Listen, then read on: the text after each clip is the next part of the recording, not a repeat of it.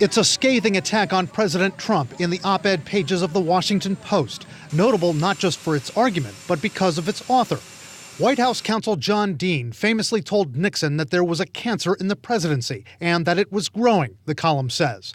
What the Mueller report disturbingly shows with crystal clarity is that today there is a cancer in the presidency, President Donald J. Trump. Congress now bears the solemn constitutional duty to excise that cancer without delay. It's a call for impeachment, not from a liberal Democrat, but from a prominent conservative, George Conway, the husband of one of the president's closest advisors, Kellyanne Conway. Is he out on a limb here? I think that he has decided to put himself out front as someone who has been part of the conservative legal establishment. I think he does have a unique voice, and he's trying to use it in a way that is productive for the country. It's unique in that in calling for impeachment, the Republican Conway is going further than top Democrats in Congress. Nancy Pelosi saying last month of Trump, he's just not worth it.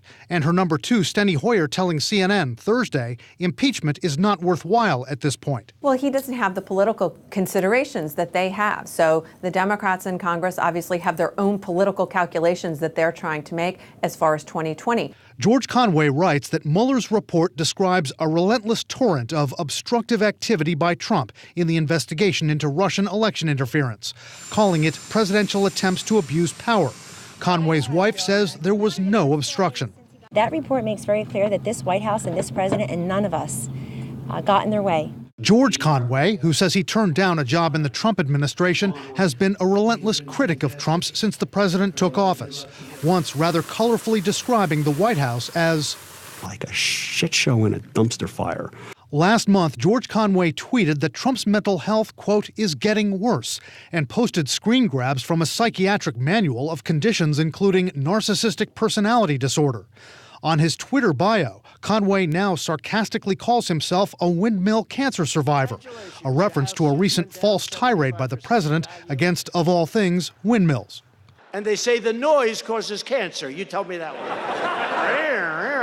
Conway has been careful to separate his wife from his criticism of Trump, saying on a Yahoo podcast that he was proud of her accomplishments as Trump's campaign manager. My wife did an amazing thing. I mean, she basically got this guy elected. Trump, on the other hand, has made Conway's criticism personal, calling him a stone-cold loser and weighing in on the Conway's marriage. Well, I don't know him. I don't know him. He's a whack job. There's no question about it. But I really don't know him. I think he's doing a tremendous disservice to a wonderful wife. Is Conway being fair in his comparison of Trump's White House to former White House counsel John Dean and Dean's famous warning to Richard Nixon? One of the foremost scholars on Nixon believes he is. The Mueller report is pretty close to what we were looking at during Watergate. The calls to have people fired, the moves to block the investigation. Where is George Conway taking all this? Is he trying to rally more conservatives to get behind a drive for impeachment? One of his colleagues in the group Checks and Balances tells us they believe Conway simply wants people to look at obstruction through a constitutional lens and not a political one, and that he wants Congress to see its role in that. Now, George Conway is not saying right now where he wants to take this. He would not comment for our story, and neither Kellyanne Conway nor anyone at the White House would comment on George Conway's op-ed or comment on our story.